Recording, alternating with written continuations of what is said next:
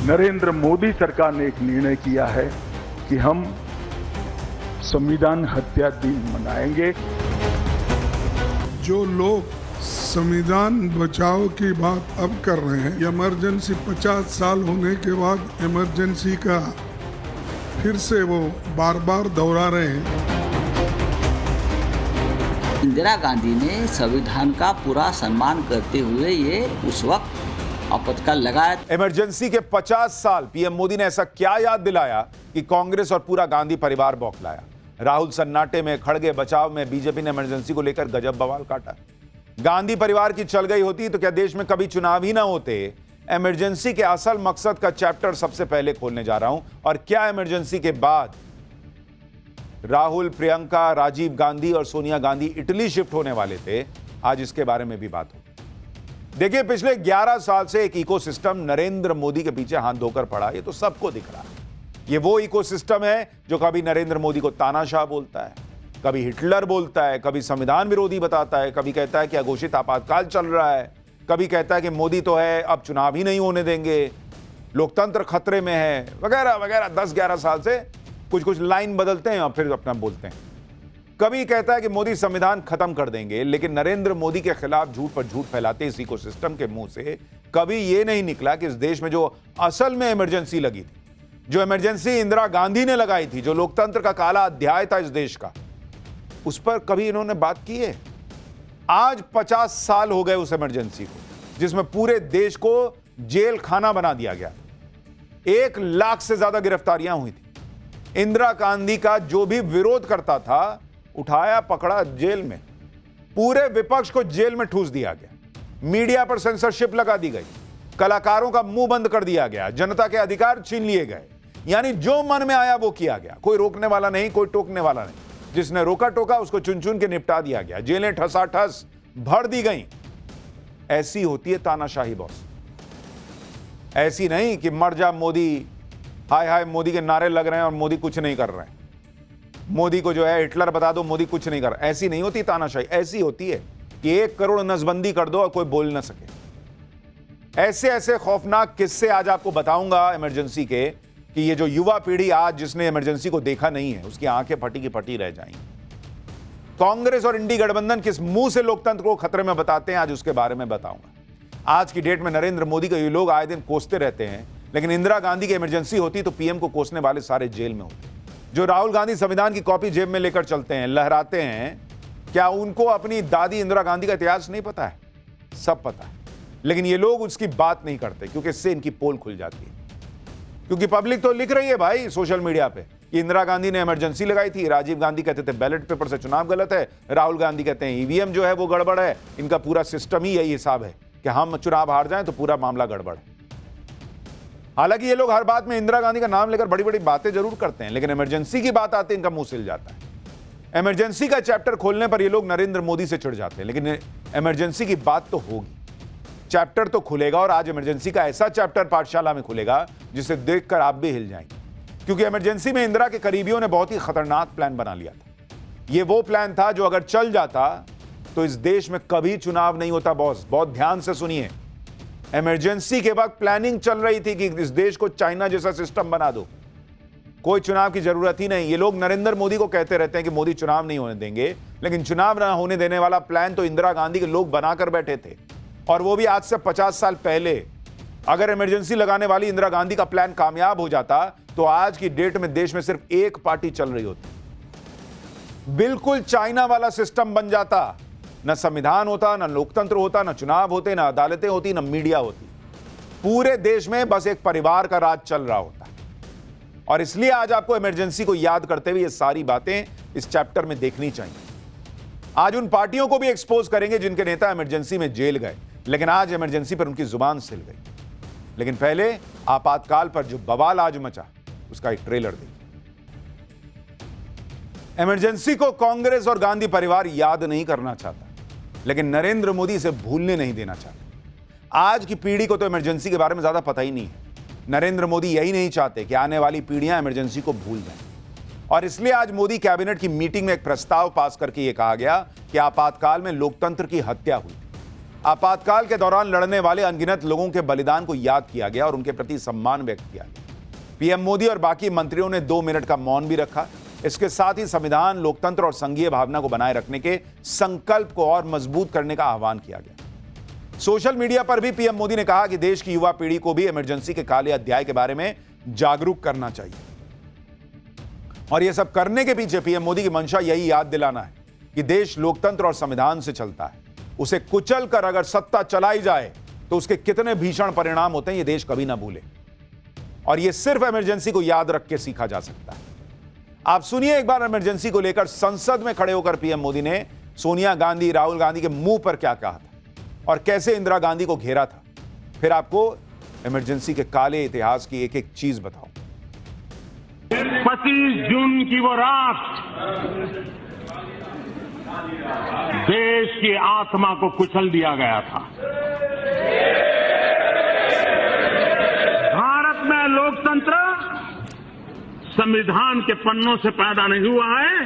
भारत में लोकतंत्र सदियों से हमारी आत्मा है। इस आत्मा को कुचल दिया गया था। देश के मीडिया को दबोच दिया गया था। देश के महापुरुषों को जेल के सलाखों के पीछे बंद कर दिया गया था। पूरे हिंदुस्तान को जेल खाना बना दिया गया था। और सिर्फ किसी की सत्ता चली न जाए इसलिए।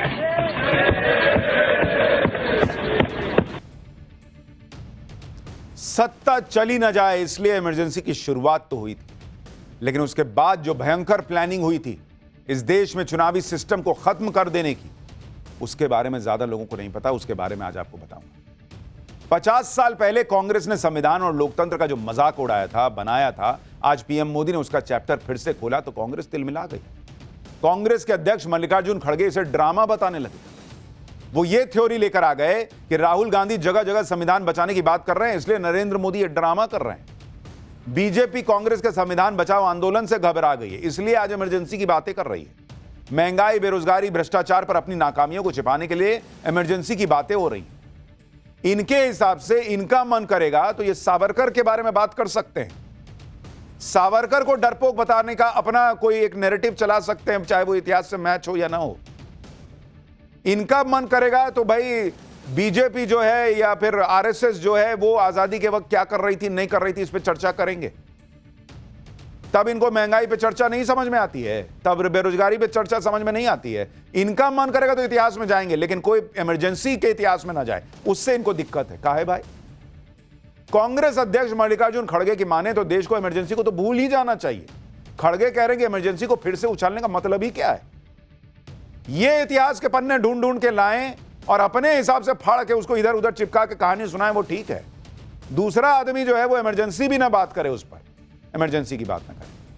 सुनिए एक बार खड़गे ने क्या कहा, फिर बताऊंगा सोनिया गांधी का नाम लेकर बीजेपी ने कांग्रेस को क्या कह दिया। जो लोग संविधान बचाओ की बात अब कर रहे हैं, इमरजेंसी 50 साल होने के बाद इमरजेंसी का फिर से वो बार बार दोहरा रहे हैं। जो चीज को सभी ने भूल दिया था और ये जो चीज समाप्त हो गई थी, इसको उछालने के लिए वो फिर कोशिश कर रहे हैं। कांग्रेस को इस बात से दिक्कत है कि 50 साल बाद इमरजेंसी को याद ही क्यों किया जा रहा है, जबकि यही कांग्रेस जब कहीं फंसने लगती है तो आजादी की लड़ाई में अपने योगदान को गिनाती है। 1971 की जंग में इंदिरा के साहस की बात इनको याद दिलाने में, इतिहास को याद करने में दिक्कत नहीं है। और इसी बात पर आज बीजेपी ने कांग्रेस के अध्यक्ष को जवाब भी दिया। संबित पात्रा ने पूछ लिया कि सोनिया गांधी और उनके माता पिता का आजादी की लड़ाई में कौन सा योगदान था। सुनिए जरा। खड़गे जी कह रहे हैं कि 50 साल पहले हो गया, उसको फिर से क्यों याद किया जा रहा है? खड़गे जी, आप तो आज खुद ही बोल रहे थे कि जो लोग आजादी की लड़ाई में नहीं थे, जो लोग स्वतंत्रता की लड़ाई में नहीं थे, आप उस समय की बात कर सकते हैं, मगर हम बात नहीं कर सकते। ये फर्क क्यों है? और खड़गे जी, मैं पूछना चाहता हूं, कौन कहता है कि हम आजादी की लड़ाई में लड़ नहीं रहे थे?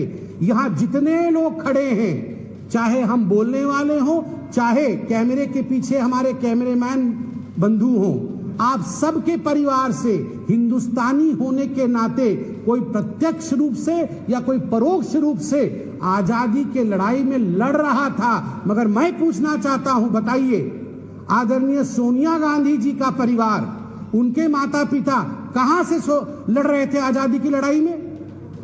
कहां से लड़ रहे थे आजादी की लड़ाई में? कांग्रेस का बस चले तो वो देश से इमरजेंसी के सबूत तक मिटा दे। कांग्रेस चाहती है कि इमरजेंसी के काले अध्याय को देश ऐसे ही भूल जाए, कोई बात ना हो इस पर, कोई चर्चा ना हो, नई पीढ़ी को पता ही नहीं चले कि 50 साल पहले क्या कांड किया गया था। लेकिन पिछले साल ही पीएम मोदी ने 25 जून को संविधान हत्या दिवस के रूप में मनाने का ऐलान किया था, ताकि देश इस दिन के इतिहास से जुड़ी यादों को कभी ना भूले। केंद्रीय गृह मंत्री अमित शाह ने भी कहा कि पीएम मोदी यही चाहते हैं कि इमरजेंसी पर बात हो, ताकि लोगों के जहन में यह बात हमेशा रहे कि जब लोकतांत्रिक तरीके से चुनकर कोई व्यक्ति तानाशाह बनता है, तब देश को कैसे दुष्परिणाम भोगने पड़ते हैं और असल तानाशाह होता कैसा है। इतना नरेंद्र मोदी को ये लोग गाली दे देते हैं, उसके बावजूद कोई एक्शन नहीं होता, फिर भी कहते हैं मोदी तानाशाह है। लेकिन असल तानाशाह कैसा होता है, वो इमरजेंसी के दौरान जब देखने को मिला तो उस पर बात नहीं करने देना चाहते। सुनिए अमित शाह को। लोकतांत्रिक अधिकारों को खत्म कर दिया और एजेंसीज का जो दुरुपयोग हुआ, वो भारतीय समाज, ये देश, इस देश की जनता कभी नहीं भुला सकती है। इसीलिए नरेंद्र मोदी सरकार ने एक निर्णय किया है कि हम संविधान हत्या दिन मनाएंगे, क्योंकि ये समग्र राष्ट्र की चिर स्मृति में रहना चाहिए कि जब लोकतांत्रिक तरीके से चुनकर कोई व्यक्ति तानाशाह बनता है, तब देश को कैसे दुष्परिणाम भोगने पड़ते हैं। इमरजेंसी का जितना अत्याचार संघ और बीजेपी के नेताओं ने झेला, उतना ही अत्याचार उन क्षेत्रीय दलों के नेताओं पर भी हुआ, जो आज कांग्रेस के साथ गठबंधन करके बैठे हैं और भूल गए कि कैसे कांग्रेस ने उनके दल के मुखिया को जेल में डलवा दिया था। जैसे अखिलेश यादव की पार्टी के प्रमुख रहे मुलायम सिंह यादव ने इमरजेंसी में बहुत यातनाएं झेली, लेकिन आज अखिलेश यादव कांग्रेस की इमरजेंसी पर मुंह खोलने को तैयार नहीं। बल्कि अखिलेश यादव को तो इस बात से भी दिक्कत है कि बीजेपी इमरजेंसी पर बात क्यों कर रही है। अखिलेश यादव कह रहे हैं कि बीजेपी के राज में अघोषित इमरजेंसी है। सुनिए अखिलेश यादव को, फिर बताऊंगा कि जिस इंदिरा गांधी की तरफ से लगाई गई इमरजेंसी में मुलायम सिंह के साथ क्या क्या हुआ था, जो अखिलेश यादव शायद भूल गए। एक है घोषित और एक होती अघोषित। अगर हम इमरजेंसी को याद कर रहे हैं तो हमें अभी इस समय जो इमरजेंसी चल रही है उसको भी ध्यान में रखना चाहिए। आज की परिस्थितियां ऐसी कि अगर पत्रकार सच लिखना चाहें तो उन पर पाबंदी है। जाति के नाम पर, धर्म के नाम पर भेदभाव है, भ्रष्टाचार चरम सीमा पर है। उस समय घोषित इमरजेंसी है और भारतीय जनता पार्टी इस अघोषित इमरजेंसी की कब खुशी मनाएगी? ये तो मना रहे हैं क्योंकि राजनीतिक उन्हें लाभ उठाना, इसलिए मना रहे हैं भारतीय जनता पार्टी के लोग, लेकिन आज भी तो अघोषित इमरजेंसी है। अखिलेश यादव कह रहे हैं कि अभी अघोषित इमरजेंसी चल रही, तो भाई पब्लिक नरेंद्र मोदी को हटा क्यों नहीं रही? इमरजेंसी के बाद इंदिरा गांधी और कांग्रेस को उखाड़ के फेंक दिया था जनता ने। नरेंद्र मोदी की अघोषित इमरजेंसी 11 साल से चल रही है और पब्लिक उन्हीं को चुने जा रही है। अखिलेश यादव को बीजेपी का शासन अघोषित इमरजेंसी दिखता है, लेकिन जिस वक्त देश पर इमरजेंसी थोप कर उनके पिता मुलायम सिंह यादव को जेल में डाल दिया गया था, उस पर इमरजेंसी पर वो कुछ नहीं बोलते। जबकि इमरजेंसी के दौरान नेताजी के नाम से मशहूर मुलायम सिंह यादव को करीब 1.5 साल जेल में रहना पड़ा था। मुलायम सिंह यादव जब सीएम थे तो उन्होंने आपातकाल के दौरान जेल गए लोगों को सम्मानित किया। अक्टूबर 2022 में उनके निधन पर पीएम मोदी ने उन्हें आपातकाल के दौरान लोकतंत्र का प्रमुख सैनिक कहते हुए श्रद्धांजलि दी थी। उस इमरजेंसी के दौर में मुलायम सिंह यादव के अलावा लालू प्रसाद यादव भी ऐसे नेता थे जो जेल गए थे। लेकिन आज मोदी विरोध और कांग्रेस के साथ के चक्कर में आरजेडी भी इमरजेंसी पर चुप है। आरजेडी नेता मृत्युंजय तिवारी ने तो यहां तक कह दिया कि उस आपातकाल से ज्यादा खतरनाक स्थिति आज है। सपा और आरजेडी, ये दोनों पार्टियां आज इंडी गठबंधन में कांग्रेस के साथ हैं। इसलिए इमरजेंसी पर कांग्रेस को कोसने के बजाय दोनों पार्टियां बीजेपी को कोस रही। आज की स्थिति को इमरजेंसी से ज्यादा खतरनाक बता रही, जबकि इमरजेंसी में तो क्षेत्रीय दलों को कुचलने का पूरा इंतजाम कर दिया गया था और आज तो ये पार्टियां सीधे नरेंद्र मोदी से टक्कर लेती हैं, लेकिन इनको मोदी तानाशाह दिखते हैं। सुनिए अखिलेश और लालू जैसे नेताओं पर बीजेपी क्या कह रही है। इसका मतलब लोकतंत्र का जो ये काला अध्याय है उस पे वो माफी भी नहीं मांग रहे हैं। ये तो बहुत शर्म की बात है कांग्रेस के लिए। देखिए, लोकसभा में जब ये विषय आया था इमरजेंसी का कोई चर्चा, तब अखिलेश जी का चेहरा देखने लायक था। लोगों ने कहा मुलायम सिंह जी तो जेल में रहे, आरजेडी के लोगों का भी चेहरा देखने लायक था। लोगों ने कहा लालू जी भी जेल में रहे हैं। इतना अन्यायकारी कालखंड को अगर वो देश के लिए हितकारी बताते हैं तो इससे बेशर्मी की बात कोई और हो नहीं सकती कांग्रेस के लिए। आप देखिए, इंडी गठबंधन में नरेंद्र मोदी के खिलाफ इतनी नफरत भरी है कि वो कुछ नेता अपने ऊपर हुए जुल्म तक को भूल गए।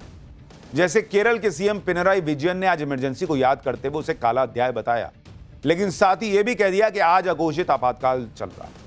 जबकि इमरजेंसी के दौरान पिनराई विजयन पर बहुत जुल्म हुए थे।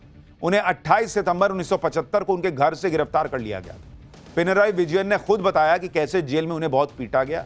जब उन्हें गिरफ्तार किया गया तो लॉकअप में 5 पुलिस वालों ने बहुत बुरी तरह मारा। पिनराई विजयन को इतना मारा गया कि वो अपने पांव पर खड़े तक नहीं हो पा रहे थे। 15 से 20 मिनट तक उन्हें पीटा गया था। पिनराई विजयन को मारते मारते उनके कपड़े तक फाड़ दिए गए थे। वो पूरी रात जेल में फर्श पर अंडरवियर में सोए थे। पुलिस के अत्याचार में उनकी टांग टूट गई थी, उनका चेहरा बिगड़ गया था। इतनी यातनाएं झेलने वाले पिनराई विजयन क्या कह रहे हैं कि आज अघोषित इमरजेंसी चल रही है। क्या हुआ इसमें से इनके साथ जो उस वक्त हुआ था? जो लोग पीएम मोदी को तानाशाह बता रहे हैं, उन्हें आज पीएम मोदी को भी सुनना चाहिए। पिछले साल टाइम्स नाउ नवभारत को दिए इंटरव्यू में जब मैंने उनसे यही सवाल पूछा था कि भाई आपको तो लोग हिटलर बोल देते हैं, तानाशाह बोल देते हैं, कहां है इमरजेंसी? सुनिए पीएम मोदी ने टाइम्स नाउ नवभारत के इंटरव्यू में क्या बात कही। देखिए, जो कह रहे हैं कि आप तानाशाह हैं वो भी आजाद घूम रहे हैं, तो पता नहीं कौन से टाइप के आप तानाशाह हैं। जो कह रहे हैं कि मर जा मोदी, वो भी बाहर घूम रहे हैं, तो पता नहीं कौन सी तानाशाही है। आप कुछ भी निकाल दीजिए जी, मेरी माँ को गाली देना नहीं छोड़ा है, मेरे परिवार को गाली देना नहीं छोड़ा है, ऐसे अभद्र भाषा का उपयोग किया है। लेकिन उन्होंने ऐसा डिक्टेटर का चित्र बना दिया कि उसके अंदर सारी गालियां चल जाती है जी। हम ये जो शहर है ना, इसी का कारण है कि हम पूरी तरह डेमोक्रेट है, हमारे रगों में डेमोक्रेसी है। वरना जो गालियां पड़ रही है, जिस प्रकार का जुल्म हम पर हो रहा है, चुपचाप सहते जा रहे हैं, मजबूरी नहीं है जी। दुनिया के सबसे बड़े लोकतंत्र का पूर्ण बहुमत के साथ 10 साल से शासन, बेदाग सरकार, 13-14 साल का राज्य का मुखिया के रूप में शासन, 23 साल का लंबा जीवन, एक दाग नहीं लगा है।